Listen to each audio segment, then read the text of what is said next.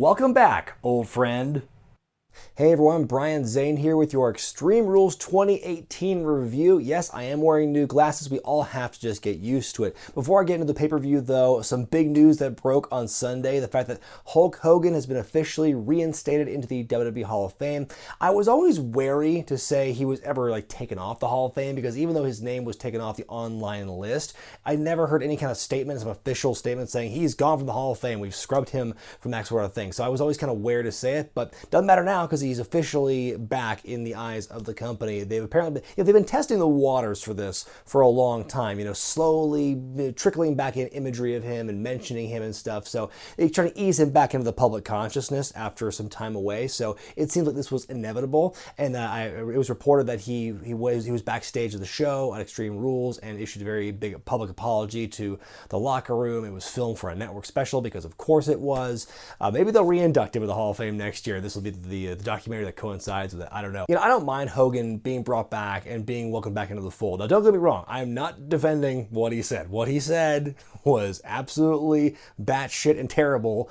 You will not get a rebuttal from me on that. But, it was recorded in a private conversation. It wasn't the same thing as like when Papa John got the boot recently or the PR guy from Netflix. These very public conference calls where they say these racial slurs. It's different, I think, in that sort of regard. It was a private thing. He didn't know he was being filmed. He got kind of a raw deal in that respect. I think to show more how apologetic he was, I kind of wish he had, donated more to charities and stuff. Whether he did that, I don't know. I never saw any kind of release about that, so maybe he did, maybe he didn't, but I don't know. But some more public displays like that probably would have helped. I don't doubt that he apologized. I don't doubt that he regrets making those comments, that he said those things. And you could argue whether you think Hogan really means it or not, but I mean, he's done his time, and I think it's time for him to come back. The Ultimate Warrior can't be the only piece of shit in wrestling who's being idolized by the WWE these days. Let's bring Hulk Hogan back into the fold. And speaking of which, I have seen some people online saying, well, with Hogan coming back, maybe Chris Benoit can be inducted. No, let's stop trying to bark up that tree. It's not happening. It's never happening unless we get some new evidence, new information that Benoit's exonerated. Not going to happen. Anyway, the pre-show begins with Cara versus Andrade Cien Almas, a rematch from last week's SmackDown, which was a great match, by the way. This one, not quite at that level. It was still entertaining in its own right.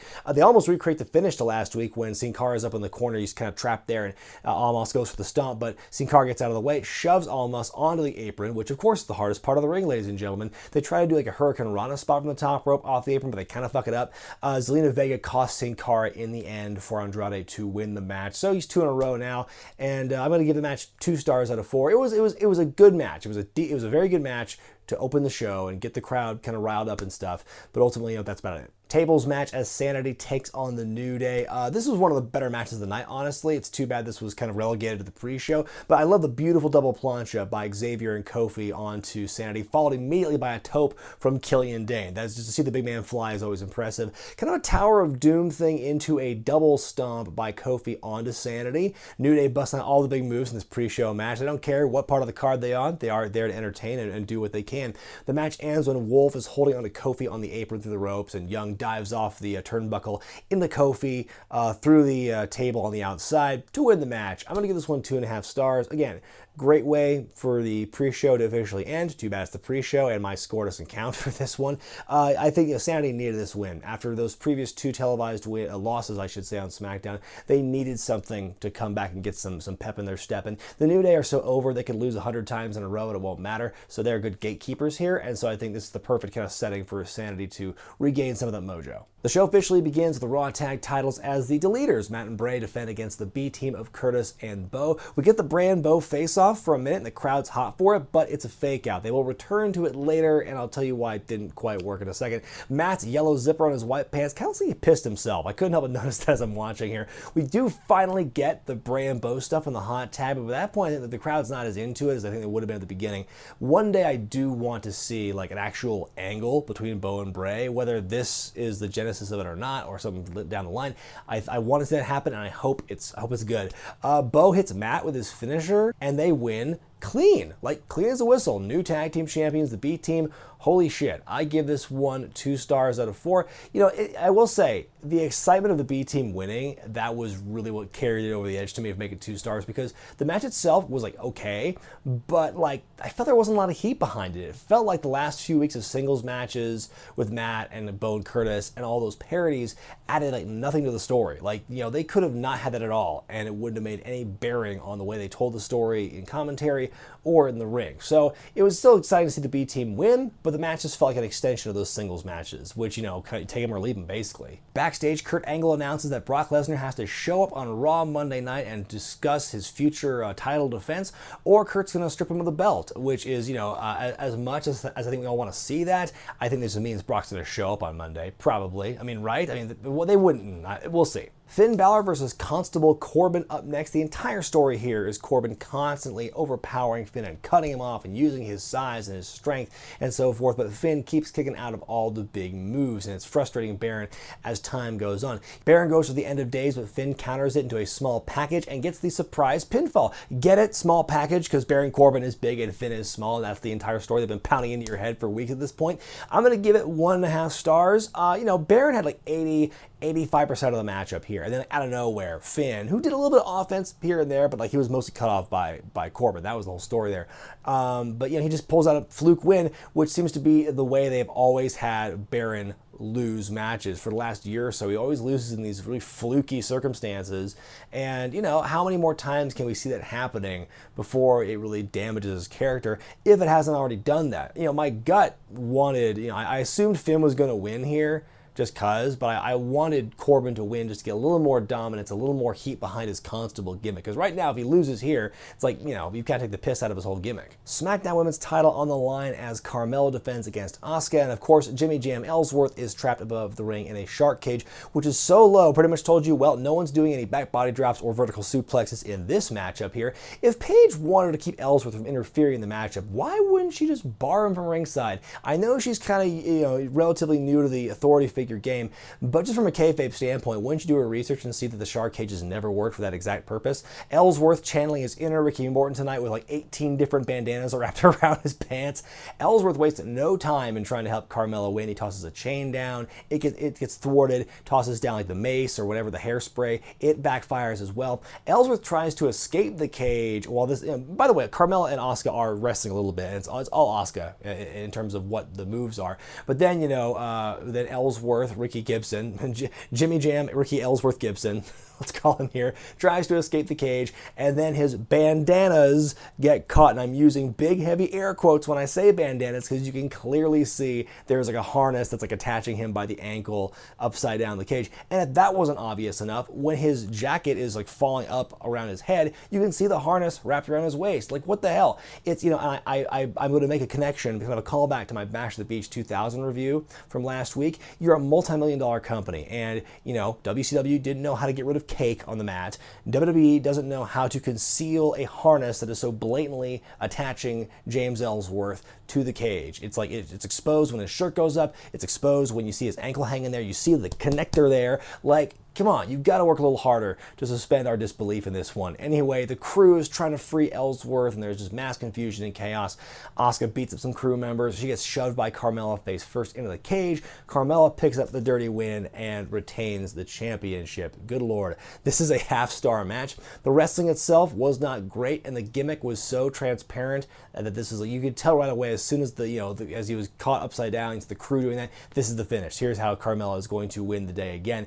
It's crazy to see how Asuka has been portrayed since coming to SmackDown. Like, I hate to use the term buried to describe anybody, but man, it's really hard to look at Asuka and not say, wow, she's getting buried. You know, you cannot convince me anymore that this is all part of some long game where it's like, oh, you just wait and see, because when she finally wins it, no, when she finally wins it, the fans aren't going to give a shit anymore, because she's already been booked to look a complete idiot for the last like 2 months now. If this were anyone else, I wouldn't mind, but the fact that it's Asuka, whose entire gimmick and whose entire build for the last like year and a half on the main roster has been, look at the streak, look at the dominance, look at how she's been undefeated for so long. Like, her streak defined her. And it's, it's one thing for her to lose it at WrestleMania, but then you can build up some more wins afterward. But ever since then, I think her biggest quality win on SmackDown since moving over there is over fucking James Ellsworth last week in the Lumberjack match. Whoop-de-doo. It's a complete reversal of fortune for Asuka and for what she went through in NXT and the build and treatment she got there. Then to a lesser extent on Raw, she was still undefeated, and then she eats shit at WrestleMania, and then it never recovers. And now we're to this point where, like, what do you do with Asuka at this point? I hate to be alarmist. I hate to say the sky is falling with her. I hate to say that about anybody. But man, after this, these last several months, what else can you say? Speaking of what can you say about this next match as Jeff Hardy defends the U.S. title against Shinsuke Nakamura? Right away, when the referee doesn't see it before the bell rings, low blow, the Kinshasa to Jeff. Jeff's okay to go, bell rings, Kinshasa, and Shinsuke Winsuke. Wow. Stinger Splash, Scorpion Death Drop, and you're out of there. But no, this is not the same thing as Victory Road 2011. Apparently, he's had a lot of back issues, nerve damage, and stuff, so this is how they're supposedly going to write him off. I'm going to give this 1.5 stars. Now, unlike the other non-match I reviewed recently of Hogan and Jarrett at Bash on the Beach 2000, I gave that one 0 stars. I'm going to give this one a 1/2 star because I think the shock value alone kind of brought it up from that. Oh my God, I totally did not see that happening, and this is a big deal for Shinsuke because I think it helps him rebound a bit from the AJ Styles feud. It makes him look like that much more of like a cheap, dirty heel, which is great for him and his heel trajectory. Then all of a sudden, Randy Orton interrupts the celebration. I've been wondering where he's been lately. He and Shinsuke have a stare down. Orton attacks Hardy with a very, very, very delayed groin kick, and then he leaves. And so heel Orton is back apparently, which is fine by me because I like the idea of a face Orton, but he's never really done a very good job with it. So heel Orton all the way for me. And then they announced later in the night that Jeff and Shinsuke are having a rematch for the title on Tuesday. Why? If you're going to write them off on pay-per-view, just do that and be done with it. Don't give away like the real write-off or whatever on TV. Have them give away the shit on pay-per-view so fans will be compelled to see what actually happened. In a steel cage match, Braun Strowman taking on America, Kevin Owens. Owens is very hesitant making his way to the ring. He does get some licks in this matchup every now and then, but Braun mostly shrugs it off and just beats the piss out of him. The match reaches its crescendo when Kevin handcuffs Strowman to the ropes. KO says, "Suck it." He starts climbing the cage wall. Strowman breaks out. Considering his feats of strength we've seen over the last 1.5 years or so, the fact that it took Strowman as long as he did to break out of the handcuffs, I thought was silly, unless, they maybe established ahead of time that Owens had like special titanium handcuffs or adamantium or whatever the fuck kind of handcuffs anyway. So they're both in the cage wall. Braun choke slams Kevin off the wall and through the announce table on the outside. It's not the same level as Mick Foley at King of the Ring from 20 years ago in that same city, no less, but pretty damn close. And by the way, Kevin Owens actually wins the match because Strowman is the one who shoved him out and his feet hit the floor first. I'm going to give this one 1.5 stars. Very obvious crash pad under the announce table or no. Harmful, confusing booking or no. You have to give it to Kevin Owens for taking that bump. Between this and Money in the Bank, like he is putting his shit on the line. For wrestling and for WWE. No one's forcing him to take those bumps. Ultimately, the wrestlers, I believe, have the choice to like say no to something like that. But Kevin is going through with it. He's taking his licks. He's doing what he can. And like these are big moments. These are big stunts. It looks good on the highlight reel, for both guys more or less. That being said, the timing of everything was kind of dumb. Kevin taking so long to climb the cage after he cuffs Strowman, I thought was a little silly on his part. Braun looking dumb for not caring about winning, since he always has been the one who's I want competition, and like this he fucks himself over in this matchup. Ultimately, there's no stakes behind it, so he can afford the loss, but it makes him look like a badass monster, but it also makes him look kind of dumb.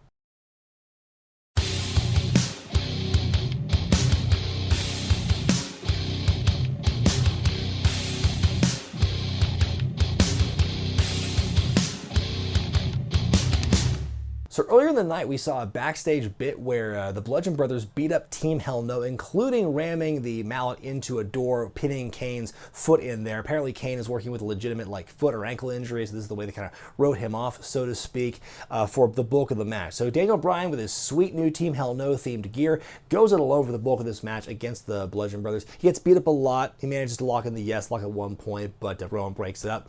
Bryan narrowly avoids a suicide dive from Harper to the outside, which looks pretty cool, but Kane Kane shows back up. He's wearing a boot now. This is the same man, by the way, who reset his broken ankle in his feud with Seth Rollins several years ago for the WWE Championship. Where were his demon powers now in 2018, I wonder? Ultimately, it does not do much to help Daniel because the Bludgeons end up hitting Bryan with a doomsday device to retain the championships. I'm going to give this one 1.5 stars. It's a good showing to see Daniel fighting the odds against these two behemoths, and then there's the hope spot with Kane coming out, but ultimately it falls short. They are just protecting the hell out of people tonight, between like Asuka losing via Pinata Ellsworth, and then Team Hell No getting jumped backstage, which lends to them getting beat in this tag team match. They're going a long way to protect certain people. I feel like, however, the Daniel Bryan one is like a better way of protecting than with Asuka, because like I said earlier, Asuka by now has looked totally dumb for the way she's been losing the last couple of months. Well, here's a match I had written off before it even began previously, but was proven dead wrong. Roman Reigns versus Bobby Lashley. I was just ready to write this match off as another Hoss thing with two of Vince's guys or whatever. It wasn't going to be very good. No, I was wrong. It was a really good match that held my attention pretty much the entire time. Also, by the way, Bobby Lashley has a new theme and entrance. Still not as good as his original, I'm just saying. But we're about a minute in, and I noticed that, wow, the fans aren't shitting all over this match yet. There's like, I heard that there was like an attempted wave and attempted like Rusev Day chants, but those got stuffed out pretty quick. The fans were way more into this match than, say, Roman and Lesnar, for example. They were like invested in this thing, and I think it really showed in the action. Like, it really held your attention. Very physical match. Lots of brawling on the outside. Lashley blocking a shot with the steel stairs, which I'd originally thought you could only do in video games. I don't think I'd ever seen that done actually in person or by real human beings. A very sweaty Lashley with a double axe handle off the top. Huge height. He takes a hell of a bump on the floor after getting launched to the outside. Like, he takes it on his shoulder and then on his head. That was pretty gnarly. But he keeps going, so kudos to him for gutting it out. Roman kicks out of a stalling suplex. Bobby kicks out of a Superman punch. Lashley suplexes Roman onto the German announce table. And by the way, when do they rebuild the English announce table? Like, they just popped, they made of IKEA parts, they build the shit back up as soon as the spot with Kevin Owens is done, and they take the inflatable pad out of the way. Lashley's punched off the top rope, but he hits Reigns with a spear out of nowhere and wins. Whoa, who saw that coming? The fact that Roman Reigns, the guy, the big dog, loses again. I'm going to give one 2.5 stars. A very surprisingly entertaining match. Very surprised to see Lashley go over with the spear, no less. Yes, it is his finisher, but it's also Roman's.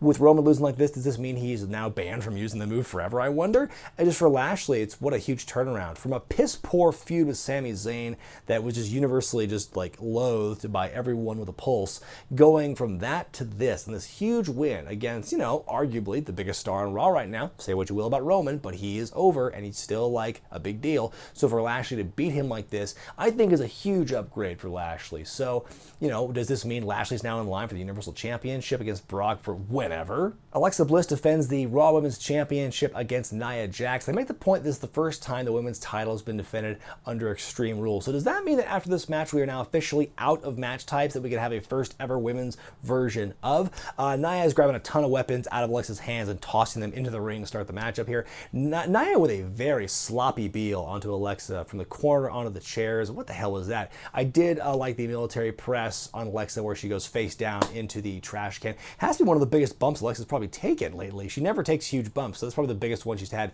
in quite some time. A brawl between Natalya and Mickie James on the outside. The corner women to the champ and the challenger. Natalya gets beat up, then Ronda Rousey hops the railing. She's been sitting in the front row the whole time and beats up Mickie James. Ronda chases Alexa up, then gets hit with a kendo stick by Mickie. Mickie and Bliss beat up Nia with a chair, and boy, Alexa is really bad at weapon attacks in this matchup. She did it earlier in the night with like the trash can lid. She sucked at that, and she sucks at the chair shots as well. She hits a DDT on the chair onto Nia, and Alexa wins and retains the championship. But I'm going to give this one a 0.5 star out of 4. I was thinking about saying this was a little bit better. I was thinking of giving it 1 star compared to the Smackdown Women's title match from earlier, but both matches were bad in their own way. This is just a sloppy match. Both women are to blame here. Nia didn't look good with the weapons. Alexa didn't look good with the weapons. Mickie also didn't look good with the weapons either. So by the end, the finish was just so chaotic with Ronda getting involved with Mickie and Natalya. I kind of lost track of what was going on. It was overbooked. It was sloppy. It was not a pretty match. And let's just get on with Ronda and Alexa at SummerSlam already. WWE Championship on the line is AJ Styles' defense against Rusev. I did enjoy the hype package for this match, especially the using the calendar and showing the history of Rusev Day. And they have like Rusev Day all over the calendar, and they highlight certain dates to show you like what Rusev's done to get to this point. Aiden English apparently auditioning for a role in saNITy based on what he's wearing tonight. AJ works the leg of Rusev early, but Rusev is able to overpower him easily in the first going of the match, but that leg stuff will play a role into the match for the duration of the story here. Much like the Raw tag title match, they played it pretty straight early on. There wasn't a whole lot of time for build, and there wasn't a whole lot of time for heat in this matchup. Good work between the two objectively, but it was just hard to get into because of that seemingly lack of heat. I did enjoy the block of the calf crusher by Rusev at one point in the match. Rusev suplexes AJ on the floor and hits a Machka kick, but Styles is able to kick out. That's been a pretty well protected move up to this point. So for AJ to kick out, that was a big deal. Rusev can't apply the accolade properly, which lets AJ grab the ropes.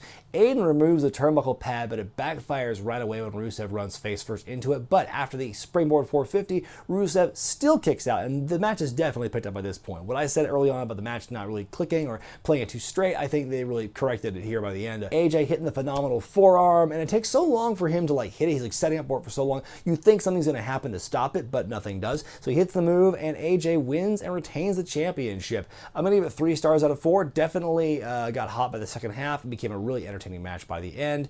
There were some legit moments where I thought Rusev was going to shock the world and become the champion, but I just kind of knew deep down it wasn't going to happen. It was such a short build for this matchup, and it was a filler angle for whatever AJ Styles is going to do for SummerSlam. I'm guessing maybe Samoa Joe's going to come out from out of nowhere and show up and be a challenger. I don't know. Maybe Daniel Bryan's going to just slough off Kane right away and challenge AJ Styles. Who really knows for sure? But yeah, it was a good match for what it was. I think it was really entertaining. Main event time, the 30-minute Iron Man match for the Intercontinental Championship as Dolph defends against Seth. Really cool they gave this match the main event treatment here. When's the last time Dolph Ziggler main evented a pay-per-view? I thought it was crazy 2 weeks ago when he main evented Raw for the first time in eons, but whoa, pay-per-views, let's slow down here, folks. Very colorful attire between both men on this evening. I really enjoyed Dolph's Evel Knievel inspired tights. At first, I thought he was just being a little on the nose about his heel status. Here's the thing about this match that people will talk about. It's the fact that the fans in Pittsburgh decided to just, for whatever reason, start counting down the end of every minute, like Royal Rumble style. They counted down from 10 to 1, and then they all made a big buzzer noise. This is what defined the match, which is very sad and unfortunate. And when I heard it the first couple times, it was funny.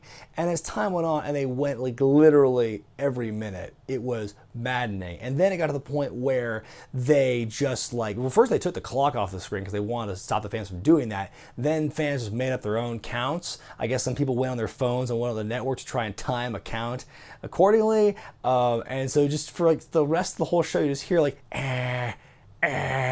echoing off, reverberating in the arena throughout, just people making up their own counts, really just shit in the bed in terms of being a good crowd here. Because this was a good match. I think people are going to forget about that, because this was there's questions about the booking style. They went, for example, 7 falls in the first 15 minutes, and then it slowed down drastically. But I mean, the way they built it up, Rollins getting the advantage early on with those first 2 falls. Drew McIntyre comes in and just beats the hell out of Seth, which ends up in 1 more fall for Seth by disqualification. But then Dolph quickly ties it up by beating up and taking advantage of a prone Seth Rollins. We're tied up. Ziggler's up 4-3 after putting his feet on the ropes. And then after all those falls, which is more than we ever saw in the matches previous to this, things get really slow. But the one persistent thing throughout this entire match was that countdown chant. Like I said, funny at first, then maddening, and I had to laugh because I was just going insane by the end of it. I never thought I'd see the day where the fans would hijack a Seth Rollins match before a Roman Reigns match. The Roman Reigns match, of all things, got more respect from the fans on this night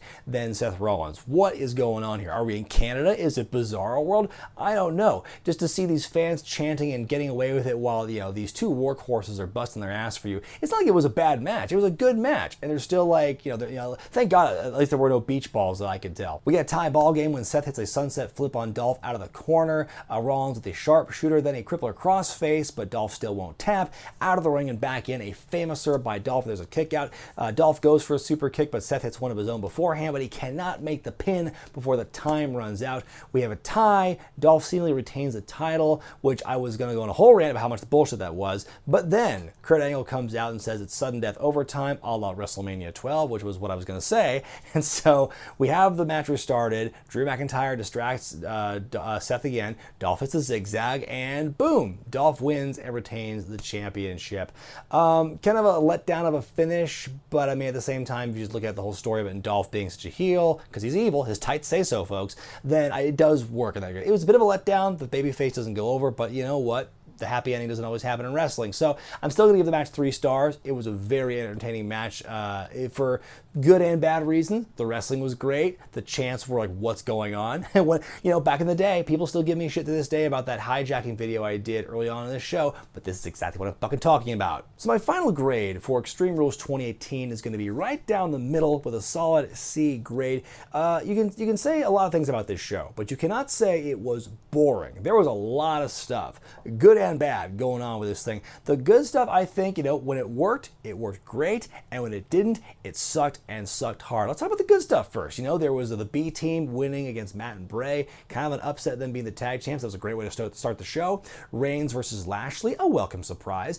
AJ and Rusev, great match as always. Lots of big moments at the whole show between the Kevin Owens stunt, Shinsuke's win, the B team, Lashley winning out of nowhere. A lot of big moments happening in this show. It felt like a very exciting episode of Raw, for example. And then the Iron Man match. I think, you could say what you want about the finish, but it was still a very entertaining main event in terms of wrestling work. Other stuff that didn't work, Carmella versus Asuka, the burying of Asuka continues, and I hate saying that word, so the fact that I'm saying it about Asuka, it's almost point of no return for her. Nia versus Alexa, not a very good match either. They finished the cage match, as cool as the spot was, even though you saw the inflatable mat at the end, it just kind of defied logic and reasoning. And the stunts that they did, and as I'm saying, the stunts were very obvious, between the Kevin Owens going onto the table thing, and I get they're trying to be more safe and protected for their wrestlers. They don't want the guys like Kevin Owens to do what Mick Foley did and fall through the table through an unprotected with no kind of patty or nothing. They don't want that to happen because they want their wrestlers to keep wrestling, and I get that, but at least cut away and try and show angles that don't show that mat. But there's that thing, and then the James Ellsworth pinata stunt where you can blatantly see the harness in 2 different places, around his ankle and around his torso. That was Bush League stuff. Again, multi-million-dollar company, hide that shit better. So let me know what you guys thought about Extreme Rules and Hulk Hogan's Hall of Fame reinstatement in the comment section below. I look forward to hearing what you guys have to say about this very interesting day that was Sunday, July 15th, 2018. Be sure to thumbs up this video if you like it, subscribe to Wrestling with Regret, buy the t-shirts at ProWrestlingTees.com, and check out Patreon.com/WrestlingWithRegret for exclusive perks and bonus content. I'm Brian Zane, and I'll see you next time.